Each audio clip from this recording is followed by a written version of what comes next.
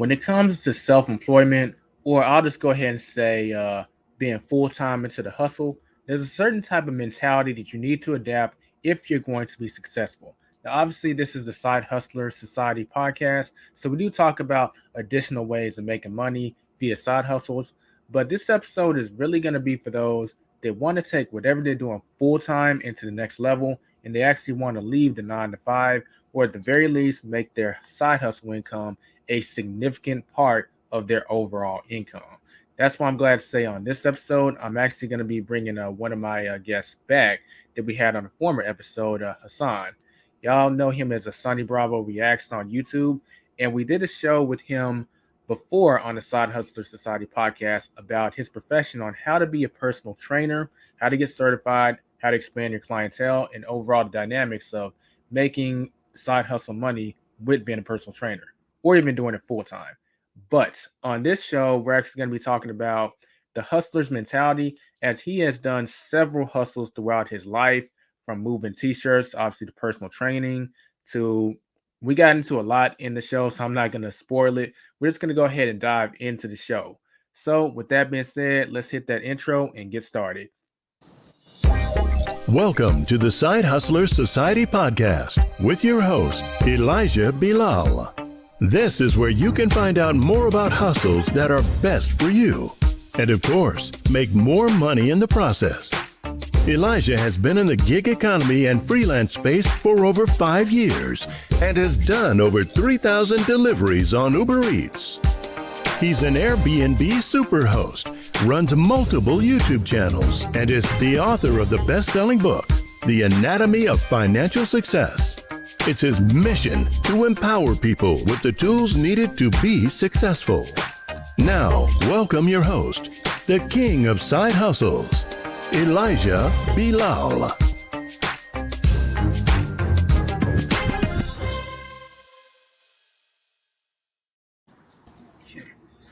All right, Hasan, are you on? Yes, sir. Cool. So a lot of people in the audience probably remember you from the show that we did about personal training. But a lot of people don't know that you got a lot of hustles under your belt. Like, I think if you pull up the dictionary and look up the word hustle, I think there should be a picture of you in it, if we're going to be honest. I think that would be pretty accurate. So, yeah, there's an underlying theme when it comes to making money, being self-employed. It's really like a hustler's mentality. So, like, to the audience that a lot of people see you as like the personal trainer, how about you share like some of the other hustles that you've done in the past? Yeah, like I was speaking to you about before we went live, there are so many different opportunities, especially if you're able to travel and you're single. But even if not, but definitely more so if you're able to travel and deal with different sectors of like tourism. For example, I was doing a shuttle service in Vegas at a music festival called EDC. And what I did was basically go to the hotel areas where people would be needing Ubers and Lyfts. And, the event was 30, 40 minutes away. And the prices on Ubers and Lyfts were pretty astronomical, and they also had a wait. So I would pull up on groups of people that looked like they needed to go. And I'd be like, you going to the event, blah, blah, blah, and charge them per person. And some of these groups of people, especially on the way out, leaving the festival, when they're trying to get through the crowd and it's hard to make it to an Uber or a Lyft. I mean, some of these groups will pay me $200 to bring them back to the strip. Dang. Now, at the time, I didn't know that you're supposed to have permits and stuff. So if you're going to do this, get permits. Get like the chauffeur's permit, or some type of taxi permit. Get the paperwork in order first. But if you get that paperwork in order, what you can do is you can go to these events. There's an app for these different events. Most of the big music festivals, they're ran by two different companies, Live Nation and what's the other one? Insomniac.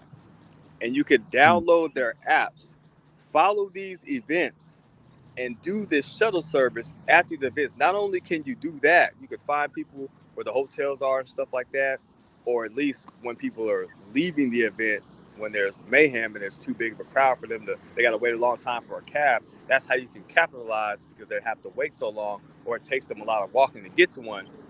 But you can also run ads and interact with people in groups on Facebook prior to these events starting, and pre-book some of these people, explain to them that, you're going to have to wait a long time, this and that, this and that.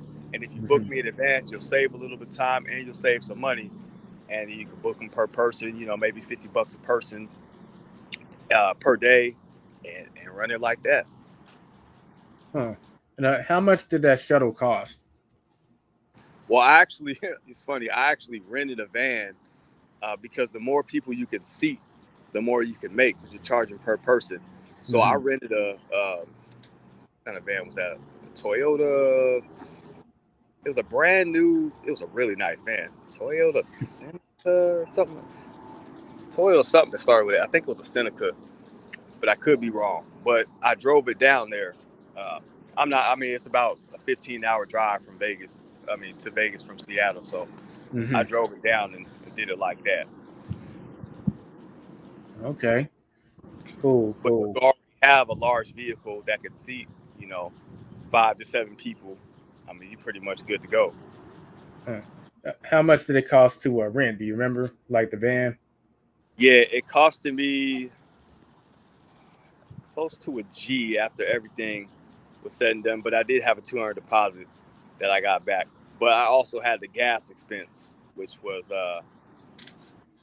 gas prices are pretty high right now.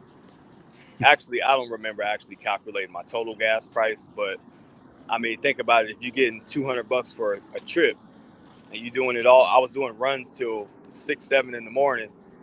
It's just a matter of how many runs you can do. The money was there. So, I got my money back in the first day. Right. Second, the 2 days of the weekend was all profit. And that's a good rule of thumb too. If you're doing a hustle like that, especially weekend events, if you can make back what you put in that Friday and then ball out the next 2 days, that's a good event. And if you're not able to do that, you may want to reconsider not doing it again the next year, or re-strategizing the way you were doing it. Because, you're going to make some mistakes, and especially if it's a new area you're not familiar with, there's a learning curve. Right. Okay. So, yeah, there's no textbook that outlines like how you can do that you can just kind of pull up and read, right? It's like you kind of made an opportunity out of thin air. Am I right? Yeah, man. It comes with just years and years of observing and trial and error. So you guys are getting years of just trying, failing, succeeding. And a pattern I've noticed over the years is just to see large groups of people see a demand for something they want, and then put yourself in the middle. For example, like when I used to sell T-shirts. If you know a championship team, a football team, baseball team, basketball team, whatever it is, go to that city. Especially if you could just get up and go to that city, get some kind of merchandise, T-shirts, something to do with that team. And when there's a game or an event where there's going to be a lot of people, even really in the city, in some places, you can sell merchandise that's loosely affiliated with that team. It don't have to necessarily be that team's official merchandise. For example, I sold these Seahawk shirts that are similar to the Seahawk brand, but it said something like, "You can't stand the noise," because Seahawks brand was affiliated with being, the 12th man, the loudest, blah blah blah. So it had a 12 on it, and it said, "You can't stand the noise." So it was branded similar to Seahawks merchandise with their colors on it, and I was selling it in front of the stadium before a game, and I sold a whole box of it. So there's things like that to where if you can get, and I sold flags. We ordered flags from Seahawk flags from Alibaba, which I think all the teams have them, and we would sell them in front of Safeways, QFCs, and it was just a flag with the colors, and and stars on it and a 12 on it. So it's not official merchandise, but people were so crazy for their merchandise because they were doing good. And you know how the fans are when a team is doing good, they're crazy about them. You know, this is probably 10 years. Yeah, this is like 2013. We were selling them $20 a pop, easy. Wow. Back then. So nowadays, I mean, that's damn near 40. With inflation, you can probably pop them off 30, 35 all day for a team that's hot.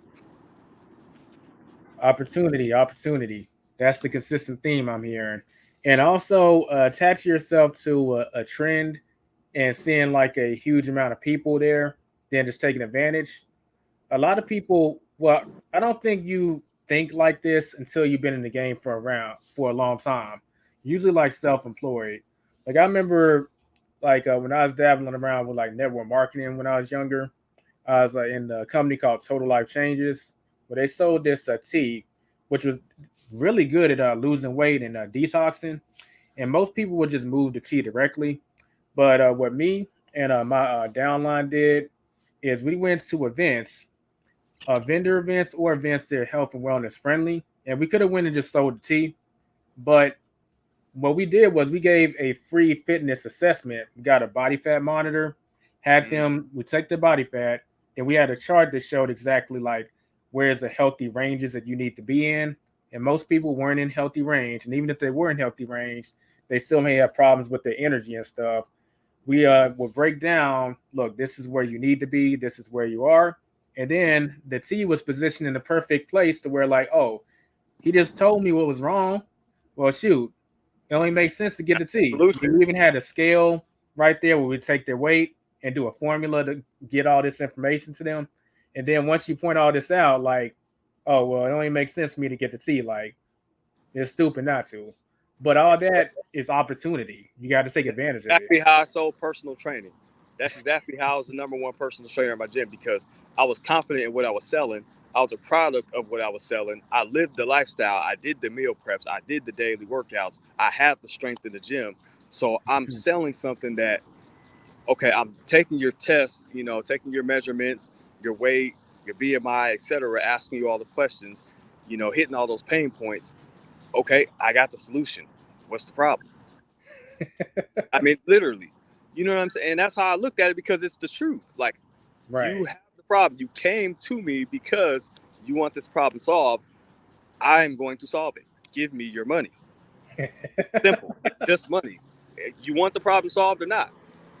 And I solved it. You know what I'm saying? Like, it's that simple. You put yourself in a position to solve the problem. The money doesn't matter. Right.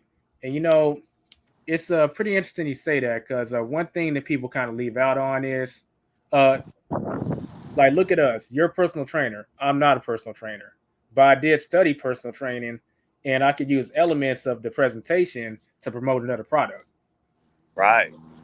And just like you've done with a lot of hustles that you've started, you've probably taken elements of other hustles and incorporated them into your game plan, and that's accelerated your success. When you say, yeah, because it kind of helps you understand sales psychology, especially if you've done sales for years and years, and you're presenting a product that people have a use for. And if it's something that people really want, it's really gonna sell. You just have to have them understand that this is gonna solve the problem that you're looking to have solved. Right. If you believe it's gonna do that, there's no reason why you shouldn't be able to sell it. Yeah. I was taught, there's an OG that really put me up on game. Ironically, he was a personal trainer back in the day, but he taught me like the grip formula. Yo, like the G stands for like gather intelligence. The R was reducing resistance. The I was initiating activity, and the main thing there was to do something with them for free. And then the position was, if you've done everything so far, you position yourself in a way that you're the only solution that makes any sense. Yep. Yeah, and that's a part of influence too. And that's one thing that, man, I was reading this book recently, and he's an authority on influence. I'll have to send you a link to the book later, because off the top of my head, I can't think of the guy's name, but he was breaking down how just the different ways of influencing people, and one of them is presentation. For example, like how you're wearing a suit, you have the books in the background. It invokes a level of authority, intelligence, insight. You know what I'm saying? Like, there's subtle things like that that put you in a position of to influence others, that it kind of makes sense, because it shows that you're well researched and you're well versed in different things, especially people that understand influence and they see that you check all the boxes. They're like, okay, this is the guy. Right.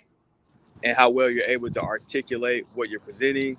There's a variety of different things that it's kind of like, I think you get these things intrinsically over a matter of time, but especially if you look at people who are the best in their fields at doing different things, you put the pieces together and it all works together cohesively, to make you like the ultimate person at sales, the ultimate salesperson. Yeah, and we'll give a shout out to Kevin Samuels, the Godfather, about being the best version of yourself, physically as well as your wardrobe. It plays a role in sales. Like a lot of times, you know what? Let's bring it back to the grip formula, reducing resistance. If you're the best version of yourself, you're already doing that by default. Because people that are fit, people that are well groomed, tend to be more trusting. People trust you more if you have these attributes versus if you don't. So Right. it's literally not going to hurt. All it can do is help. Yeah, you smell nice, you look nice, you got the nice watch on. For example, it's just like the shuttle service I was talking about, or when I deal with tourists. Like, I get dressed up. I got my signature little hats that I wear. I put the watch on. I put the nice shoe. I have everything GQ down top to bottom. And I'll notice on days where I go out in front of people and I'm like dressed like how I am now, where it's just casual, I'm hanging out with my daughter at the park, I get much more resistance on the price. I get much more, and I'm good with the mouthpiece. So I'm like, man, I'm still me. You gonna buy what I'm, what I'm saying, what I'm selling. Right. But no, either way, I sell less, or I have to settle for a lower price point, or I just have to say no. But the same exact crowd of people, if I go GQ smooth the next day, I take my time, iron the clothes up, put something together, I get very little resistance on the price. As a matter of fact, it's almost as if they're embarrassed to tell me no based on the price. When I'm well put, you know what I'm saying? I'm like, okay, Yeah. $80. That's what it is. And they'll think, oh, I don't know. And I'll just sit there, well, take it or leave it. And they're like, all right, come on, let's do it. You get far less rebuttals when you're dressed nice and stuff. Like in my experience, like you can use your mouthpiece to work around it and show them the value. But I found that I had to do that a lot less with anything I'm selling if I dress the part. Right. And it's like, especially with tourists, they're here spending money. They have money. You can just, after a while, you get a sixth sense. You're like, man, these motherfuckers got money. Stop playing. If you want to do it, it's a matter of if they want to do it or not. It's not, the money doesn't matter. They got the money. They're going to spend it regardless. They're going to go buy a $200 bill, go pay $300 a night for their hotel. They got the damn money. Don't argue me down over this little $120 or whatever. You know what I'm saying? Whatever I say it is, don't argue. I know you got the money. Just if you want it, you do. If you don't, you don't. It's what it comes down to. That's really what it comes down to. And you could tell a lot of time by reading people's body language if they want what you're selling. If they want it enough, they're just the money doesn't matter. Right. So you know what? I guess for this podcast, we're gonna remove the word side and just call this the Hustler Show, because this is a lot of good game for people who really want to do what they're doing full time. So, but let's just go ahead and embrace that theme. And when you first went self-employed, how did you adjust to that scenario, like financially? Because obviously you can't operate the same as you did when you were an employee, right? Right. I started out, well, it's good to wean yourself off. So an excellent field to be in when you're trying to become self-employed is the restaurant industry, because you're getting those daily tips, and you can upsell. So it's a practice in, sales and offering something. You're offering value, and There's little things that you can say to people and do to people that are going to get you higher tips and a better result, like selling them more, maybe giving the kids a sucker, or little things like that end up accumulating to more tips. Now you're gonna have people who are assholes that just ain't gonna tip or gonna tip super low or whatever, but Right. it's gonna balance out to where you're gonna do better than you would have if you didn't implement these different things. So that's something that's good to have in place when you're working on your way up. Um, I love sales as well. Between the restaurant industry and sales, if you can get good at sales can be good. It can be, but it just depends on what you're doing. Mm-hmm. And I've been good at sales jobs and still not made good money. So it just depends on what you're selling and what you're doing.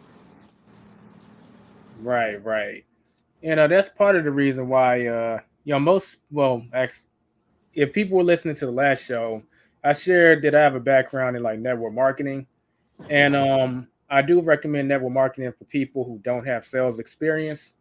Because if you don't have any sales experience and you're not going to go get a sales job, then it gives you the chance to get out of your shell and actually learn how to sell. But you can have the things in place to make sure you do it. If it's not going to be like your immediate, I got to make this money to pay rent. If that's too much, well, network marketing might provide some kind of social pressure you need to take it to the next level. Yeah, and the thing about network marketing, I've done network marketing back in the day as well, and I did it for. It was an Amway affiliated company. You know how they have all these different names and stuff like that, but whatever. But I really liked their products, and I was thinking, okay, how can I sell this stuff directly and not be so dependent upon having a team under me to do what I'm doing? Because if I could have created a whole team of me's, we actually could have made that work. But that's the problem with network marketing. People aren't you. They're not going to do what you do. They're not going to get out of their comfort zone to really hustle and grind like you do. So I would be out there selling. They have these energy drinks called excess energy drinks, and I would go down to different events. I think I Fourth heard of of July that. waterfront. I'd have a cooler full of these things, and I sell them for like $3, $3.20 a pop or whatever. And I was making dollars and some change off of each one. But I was like, at least I'm making a profit rather than just putting my money in every month and buying these products and just spending my money on products, like feeling like a freaking sucker. I'm like, nah, I'm gonna make my money. I'm gonna make my money. So Right. I themed where I wanted my team to go out and sell these energy drinks. I'm like, it's easy. They're a good product. People will come back and buy them. They're at a pretty high price point though, and that's the thing. But and it really wasn't a good profit margin, because really a good profit margin is you want to make at least, you know, you want to at least triple up on what you're paying for something. And I was paying, what was I paying, like $27.50 per case, Hmm. and I was making maybe like 36 to 38 off of each case when everything was said and done. So it wasn't really worth my time. But I was like, I'm trying to get some money out of this thing. I ain't about to just be not making money and be dependent on, recruiting. But it's just another experience to have under your belt. Oh yeah, yeah, yeah. And like a lot of people will focus on the money, and that is important. But the biggest value is definitely the sales skills. Assuming you pick the right upline, let's just assume you don't have any sales skills, you're starting from scratch. Pick the right upline that'll teach you how to sell, and you could actually gain those skills without necessarily having to go get a sales job. Facts. So yeah. Yeah, they But- teach you a lot about influence. oh yeah. And it's a good conduit to learn some leadership skills too. For But sure. with that being said, I think the greatest value you can get is definitely learning how to sell, and everything else is kind of like secondary. Because then you can take those skills, sell something with a larger margin, and make the big bucks. Yeah, exactly. Salesmen are winners, man. Like if you can win in sales and you can find a good product to sell on your own, you're gonna win. Like there ain't nothing stopping you. It's just a Yeah, matter of being a self-starter. Some people need that person on the outside to push them to say you got to be here at 5 o'clock. You got to do this. You got to do that. But if you're a self-starter and you know how to sell, ain't nothing that stop yeah. Here it is. Robert Kiyosaki's Increase Your Financial IQ. He talks about there's 5 elements of financial IQ, and the first one is the ability to increase your income. And the first thing he preaches about, that his rich dad told him, is learn how to sell, because most people look at reducing their expenses when they need to make money. And if you are overspending on things, like by all means, but someone who has sales skills can increase income. Just straight Yeah. point blank. And you have to. Inflation is insane. Yeah. Literally, like, before you make money, like back when I was super broke, before I knew how to make money at all, it was like I look at certain numbers like it's a lot of money, and now it's not. It's nothing. You know what I'm saying? Like I used to think making $500 in a day was just like this big deal, and the first time I did it, it was. But 10 years later, what $500 was is like what 1,000 is now. It's like that's a good day, but it's like I got to do it again. I got to figure out how I can do that over and over again, or it's just gonna, it's just gonna go away. Right. So, Hasan, since you got a lot of hustles under your belt, like you got the eye to be able to evaluate opportunities. Like, what would you say? How do you evaluate an opportunity when it comes to like, well, I'm gonna actually start doing that to make money, or I'm gonna go ahead and like pass on that? I pay attention to whether I see other people making money doing it. It's just like the shuttle service thing. I saw people doing it in California, and I Mm-hmm. ended up connecting with this girl and hanging out with her that night who was doing that. And then I chopped it up with her, and I was peeping what they was doing. I was like, oh, okay, because I Translation: saw, you pick their brain subtly. yeah, but like I saw what they was doing low key, and I was like, okay, you got the Ubers, Lyfts, and you got them. And then I found out, okay, they do this in multiple cities at multiple events. I'm like, okay, this is money. I know it's money because I know I just made money at this place from all these people. These people have money. So Mm-hmm. I know these people are making rats.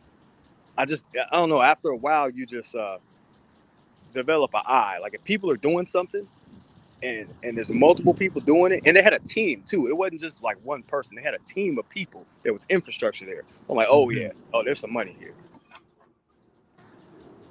Okay. So I'm you gonna would have to. say, I may have to cut it short a little bit. My daughter's talking about she gotta go to the bathroom, of course. Anybody who's not a parent yet, just know that when you become a parent, whenever you're in the middle of doing something, your kids are gonna have to have some kind of something. So yeah. all right. Would you say she could hang on for like 10 more minutes, or like You probably hold on not? for a minute. Yeah, just have a seat. We'll be done in a little bit. Her birthday is next week too. We're getting ready for her birthday party. I gotta hustle hard this weekend. How old is she turning? 7. Oh, okay. Ooh, that's what's up.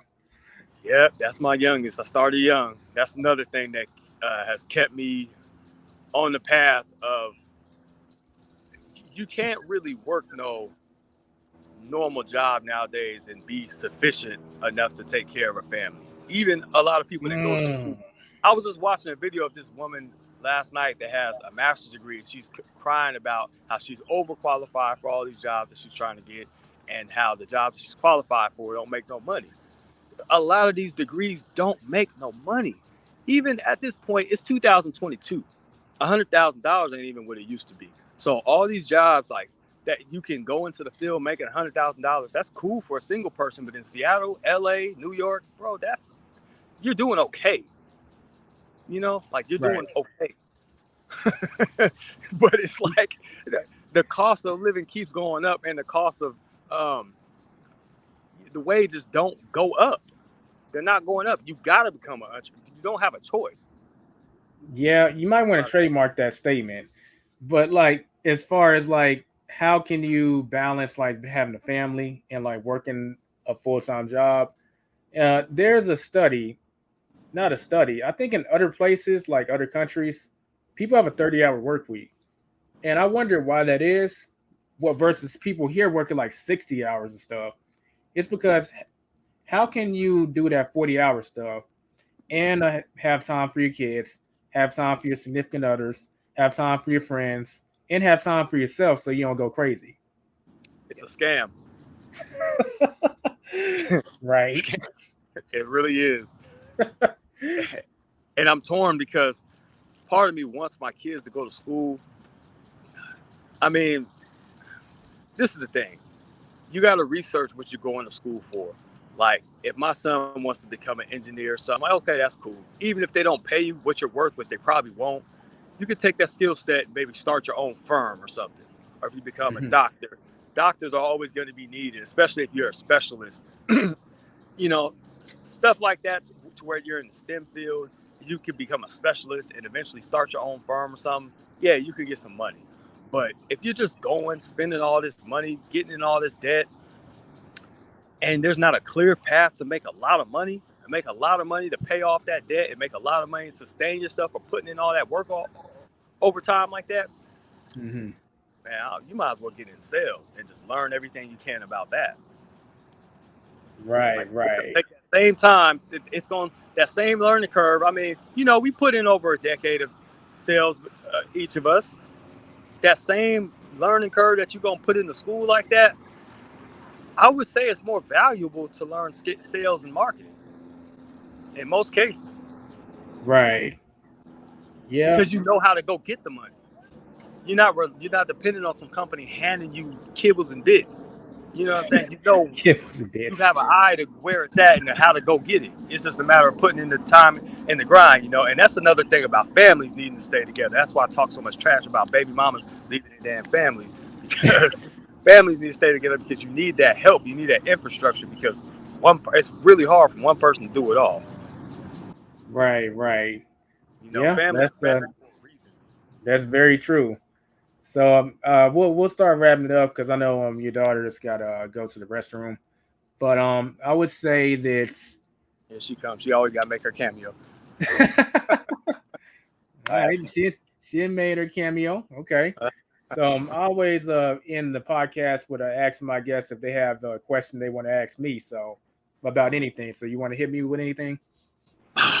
Oh man, we'll be here all day, man. I know you got so much vast knowledge. I remember the last time we chopped it up, I literally sat there with a notepad taking notes on, book publishing and just, online, and you're vast knowledge of information. You're like a library of information. So yeah, I'd have to really sit down and think because, I definitely think we should have another chop up session.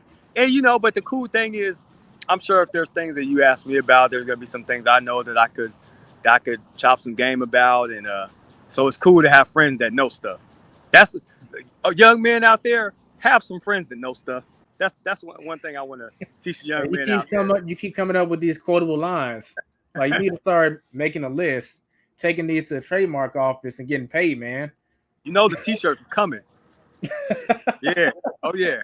But I'm not going to use one of these Teespring sites to scamming you and giving you, $5 off of 30. I'm gonna figure out a way to press them up and do them myself. Get my website popping and put it on Facebook Marketplace or something. Have my marketing lady go to work. Because, don't use Teespring, guys. That's a scam. It's bullshit. Well, I mean, if you're willing to do what he's talking about, the margins are definitely a lot bigger. I mean, you got to bring the traffic anyway. Yeah, that's true.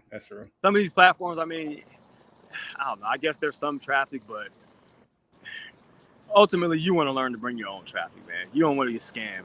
You don't want to get 5% or 10% of your sales that you brought, something you created that you brought the eyeballs to. That's stupid. Right. Okay. In a lot of cases. It depends how fast. Yeah, I mean, in a lot of cases. Cool. All right, so Hasan, how about we wrap up by you dropping where people can find you if they want more of you, and you could also share your YouTube channel, which is getting bigger and bigger. Man, Sani Bravo Reacts on YouTube. Hit me up on TikTok. I've been real active on TikTok with the shorts recently because I have strong points of view. And whenever something pops in my mind, I'm like, okay, this could be valuable to somebody. I'm like, man, let me drop this game real quick. And sometimes I use viral situations so it gets the eyeballs on it. That's another thing. Leveraging where people's eyeballs are.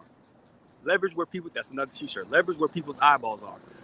You know, I'll use a viral situation That's 3. to illustrate a point. 3 quotes. Chop it up some game. You know what I'm saying? So go check me out, man. Sani Bravo Reacts. Sani Bravo on Facebook. I just got out of Facebook jail this morning, and I think one of my baby mamas hacked my account, so I had to start another Sani Bravo Facebook page. Oh man. Yeah. But I know a lot of stuff, man. You guys hit me up. You know, pick my brain. Hit me on Facebook or TikTok or something. Leave a comment, actually. Ask me questions in the comment sections on stuff so it can boost me in the algorithm. Show me some love, ladies and gentlemen. Right. And it's an equivalent exchange because he's got a lot of game to offer in multiple areas. Likewise. Appreciate it. All right, everyone. We're going to go ahead and conclude this episode of the Side Hustler Society podcast.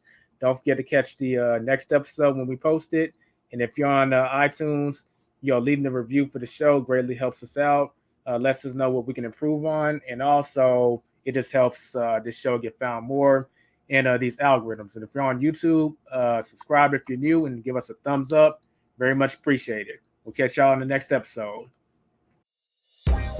This episode may be over, but your hustling journey has just started. Visit thesidehustlesociety.com to access all links and resources mentioned in the show that will help you on your hustler's journey.